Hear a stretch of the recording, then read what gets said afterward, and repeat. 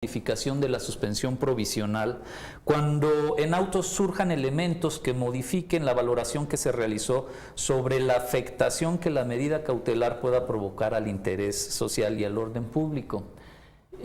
Pareciera que se abandona aquella clásica fórmula que ya había sido muy interpretada en la jurisprudencia, que era la modificación de la suspensión provisional por hecho superveniente, y ahora se le sujeta a este interés social y orden público que, como lo acabamos de ver recientemente en el caso de presunto culpable, pues puede ser muy elástico, ¿no? La interpretación de estos conceptos a veces pueden ser muy amplios. Entonces, la pregunta es, ¿en qué medida, señor, partiendo de la base de las grandes presiones que sufren los jueces de distrito cuando otorgan la medida, repito, como lo vimos con el caso de presunto culpable, qué tanto se fortalece o debilita esta institución tan importantísima para el juicio de amparo que es la suspensión, al sujetar la revocación de la medida a conceptos tan elásticos como el orden público, la afectación al interés social? Desde luego que uno de los temas más complicados del juicio de amparo está precisamente en este tema del incidente de suspensión, porque los conceptos de orden público e interés social pues no son conceptos que se puedan definir de manera fácil y con efectos para cualquier caso. La propia jurisprudencia ha establecido que no está definido el orden público, que en cada caso, no lo dice así, pero por darme a explicar, es la corazonada del juez lo que define la posición. Yo en lo personal veo muy complicado que el juez esté cambiando sus corazonadas en cada momento. Y en cambio sí se verá sujeto a una constante presión, sobre todo de la autoridad. Ya cambia, toma en cuenta esto, ya lo resolví, sí, pero vuélvelo a pensar, etcétera, etcétera, etcétera. Como que da poca certeza jurídica. Yo estoy de acuerdo en que se puede modificar la suspensión por hecho superveniente, porque para mantener la materia del amparo y la tutela de los derechos que están en juego, pues sí es necesario que la suspensión se vaya adaptando a nuevas circunstancias que no se tuvieron en consideración. Pero yo creo que si un juez dice es de interés social que la familia funcione de tal o cual forma, que luego le digan, oye, ¿por qué no lo piensas mejor y dices que la familia debe funcionar? No, dice el juez, pues es mi convicción. Eso es. Además se anima un juez a cambiar sus criterios en cosas delicadas, etcétera. Claro.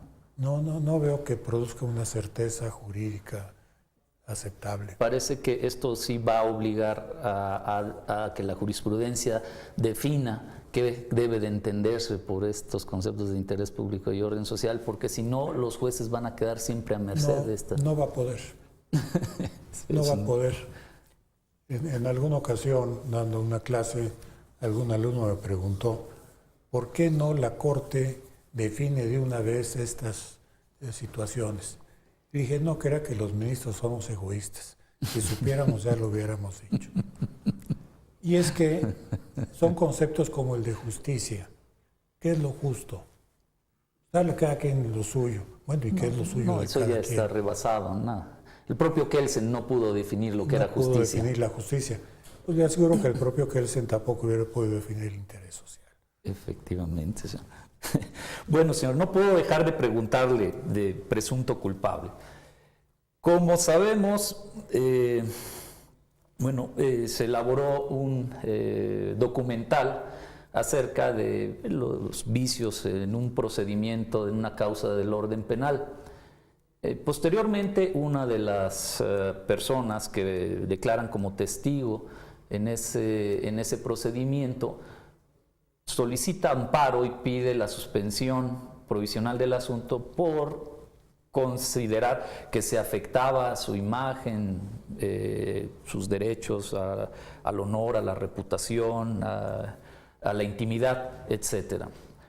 La juez de distrito, Lobo Domínguez, concede la suspensión provisional e inmediatamente se desata una polémica enorme en todos los medios de comunicación, en donde se acusa al Poder Judicial de haber incurrido en actos de censura.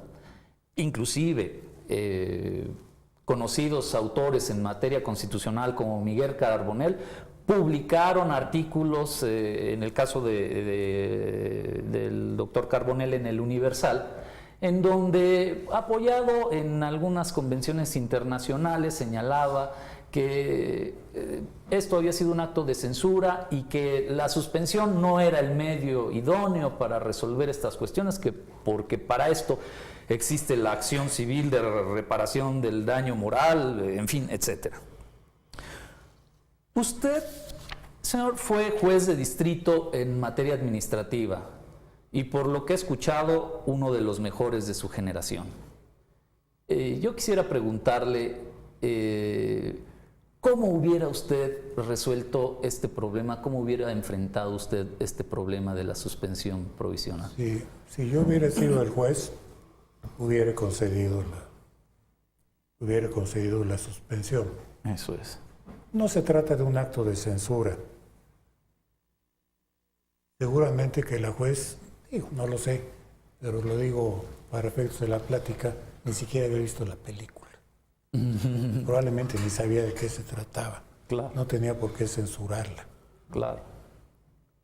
Aparte, no era un ataque al Poder Judicial Federal, de estimarse que atacaba a alguien.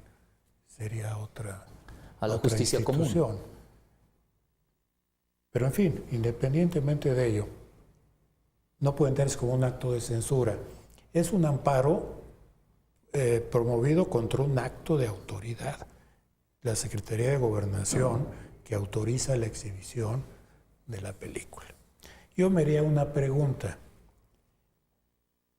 ¿En dónde está la censura? ¿En el Poder Judicial, que tramita un juicio de amparo en defensa de garantías individuales, o en otorgarle a la Secretaría de Gobernación la facultad de autorizar o no autorizar la exhibición de películas? ¿Quién es el que censura? Claro. ¿El Ejecutivo o el Judicial? El Judicial simplemente va a vigilar que esa censura sea constitucional. Exacto. Sí, Ahora, se habla de que se violó la libertad de expresión. La libertad de expresión, como todas las libertades constitucionales, no es absoluta. Están sujetas al respeto a la moral, al orden público y a los derechos de tercero. Si ustedes ven los preceptos constitucionales que establecen las llamadas garantías de libertad, todos tienen esas limitantes, incluyendo lo que se refieren a la libre manifestación de las ideas. Entonces, por un lado, no es un acto de censura. Por otro lado, ya sé que hay reparación del daño, o puede haberla, pero si la película se exhibe, se consuma la violación. Que después me van a dar dinero. Yo no quiero dinero. Exacto, ¿no? A el afectado, a través del juicio de amparo, pretende que no se ejecute el acto, que no sea víctima, no convertirse en la víctima. Y en la demanda del daño moral ya es víctima y pide la indemnización, ¿no? Señor, y finalmente esta resolución es revocada por un tribunal colegiado. En esta colisión de derechos en que se enfrenta, de un lado, la libertad de expresión, la libertad de información, y por el otro lado, la intimidad de las personas, el tribunal colegiado concluye por decir que es más importante el derecho a la información, es más importante la libertad de expresión, porque es un derecho de la mayoría y la sociedad, otra vez acudiendo a este concepto que mencionábamos hace un rato del interés público y del orden público, el interés social.